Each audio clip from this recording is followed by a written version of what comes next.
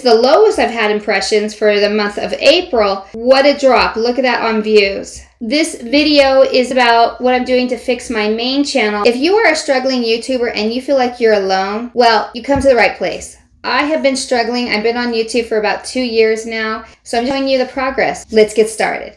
So last month I shared with you these graphs that I put in all the data from my other channel, my main channel, Leaving the Hamster Wheel.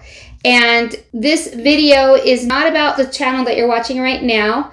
This is about what I'm doing to fix my main channel, and I'm hoping as I learn that I could apply it to here, and so that maybe I can share with you on what I did, and maybe it can help your channel too.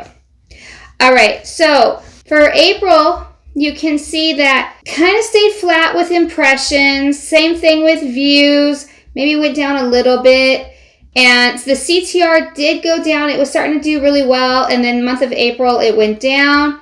And then for average percentage viewed, also went down. Definitely not what I was hoping for. Now, I obviously still have a lot more to learn. So that's probably part of my reasoning that why it went down. But I've been seeing some dramatic drops from previous types of videos that did really well to now like, oh my gosh, I hope we get to the 100 views. So, a little nervous about that. But I actually want to share with you a different graph that I'm going to be using from now on. This one has been great, but because it's starting from when I started my channel, which is a little over 2 years now, I wanted something for month over month since I'm now revamping everything. I want to see if it's improving. So let me show you that graph that I'm going to be continuing to use for the next foreseeable future. So this is talking about from February, March, April. I decided to do the last 3 months. And you can see February for impressions, 36,454. Then in March, did a lot better, 39,716. And then now it went down, and this is the lowest I've had impressions for the month of April, 35,515. And then you can even see here now more clearly with the views from February to April. What a drop. Look at that on views. And then look here, CTR. Back in February, 6.4, 5.7, 5.5. Not looking great there. And then average percentage viewed. I was nice here at 35.8%, then went to 31.5%, and went up just a little bit for the month of April. Not much. So what I am hoping is in the next few months and stuff like that, we'll start to see that this graph line actually starts going in an upward trend, and hopefully it doesn't continue to go in a downward trend. And I don't know about you, but this kind of makes me actually sad because I have been working so hard on making my videos a lot better, running smoothly, the thumbnails. And I don't know if you have the extension vidIQ, but I do. I do have the free one. And so it will kind of give you a rating on your thumbnail. And like I'm rating like 80 to 90 and the title's really good. It's like, okay, I don't know what's going on. All right, let's move on. Okay, so last month I told you some things that I'm going to be doing to help my channel, and one of them is to clean up my videos. I started doing that. Let me just show you a quick little video that I had recorded when I did it. So this was at the beginning. So let's go ahead and look at that now. Okay, so you can see right here, this video, 13 easy ways towards financial freedom. My reach, 297 impressions. This was the last 365 days. Engagement, not that great. Look at that average view duration, 58 seconds out of a 25-minute video. And then look over here. Look at that huge drop. And then I'm deleting it.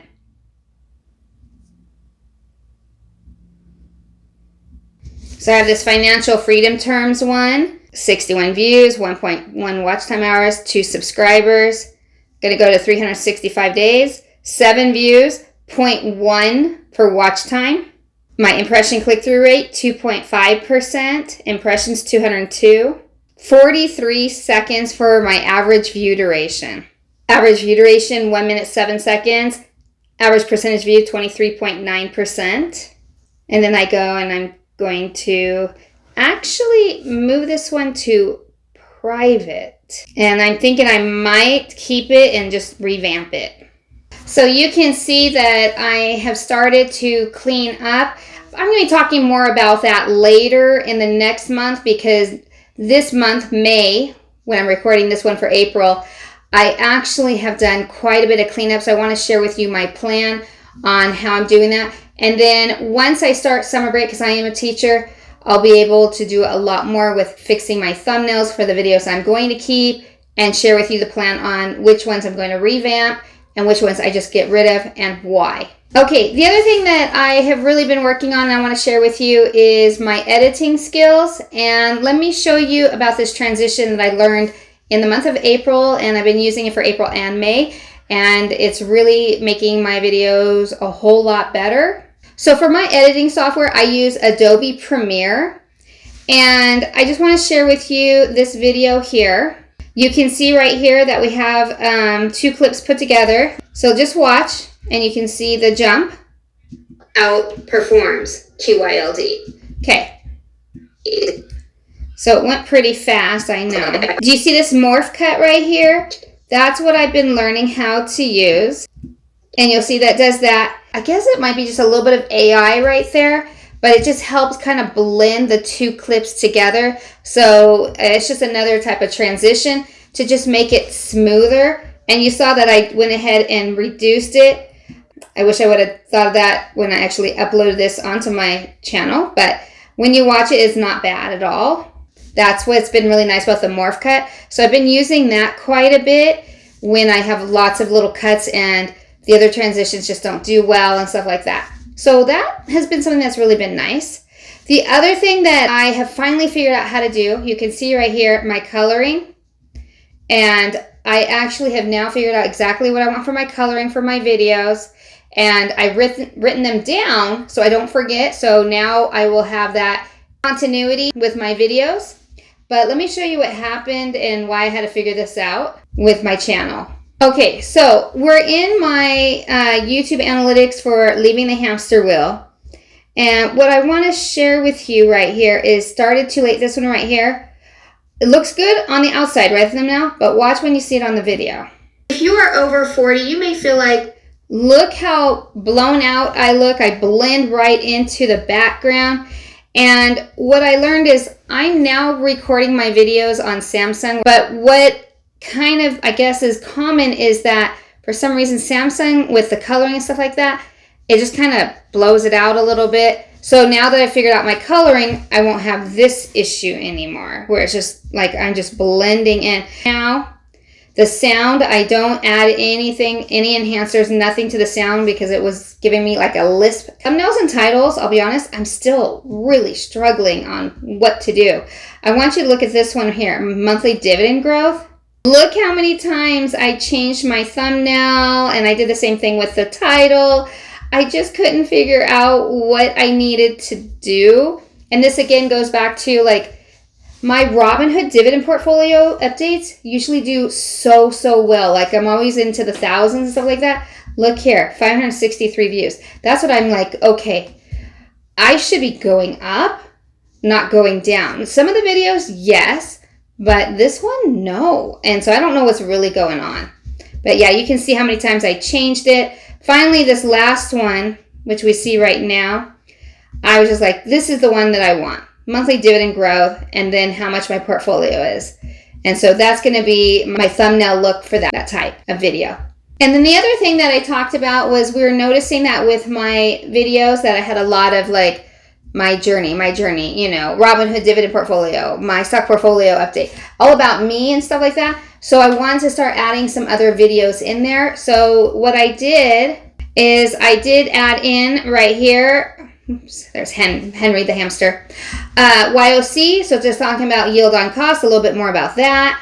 And then which one, QQI versus SPYI. So just to add a little bit, and you can see that the views there are on the lower side too, but that's okay because that is more about search, and search is slower growth, you know, but usually people that are watching it, they're going to watch it for longer because they're actually interested in it. They search for it. Where these are more like kind of browse through. I mean, there's still search going on. There's people going, hey, I want to know about, you know, dividend portfolio updates and stuff like that. So those are the things that I've been working on. I am hoping with these changes that I will start to see improvement. All right, the last thing we're going to be looking at on this is just how my earn section, and I like to do for both channels. So let's go ahead and do that now. So this is just a reminder. So last month, April, I had 96 subscribers and 250 valid public watch hours. Let's go ahead and look at this month. Again, I am not really pursuing trying to push this one and grow this YouTube channel because I just don't have a whole lot to say. So right now, it's just these videos are for people that really you want to see the growth and you want to see if there's anything that you can learn from it. So you can see that I did actually go up about 10 subscribers, which is pretty amazing since I really wasn't trying to push it. And not much for valid public watch hours. That's okay. 275 valid public watch hours. Now let's talk about the one that I am really trying to push, which is my leaving the hamster wheel. Okay, so for last month, I was, for subscribers, 1,214 with 2,770 valid public watch hours. Now let's look at this month's. So I'm at 1,228 subscribers from May 1st. And then for valid public watch hours, 2,806 valid public watch hours. So yay, I'm over that 2,800 again. Now hopefully that will just continue to go. Even though it looks like that my channel is kind of like in a decline, I'm still growing with the valid public watch hours. And that's really what's important right now. If you watch to the very end, thank you so much. I really do actually appreciate it. And make sure to keep an ear out for the next update in a month. Hopefully we'll see some better results.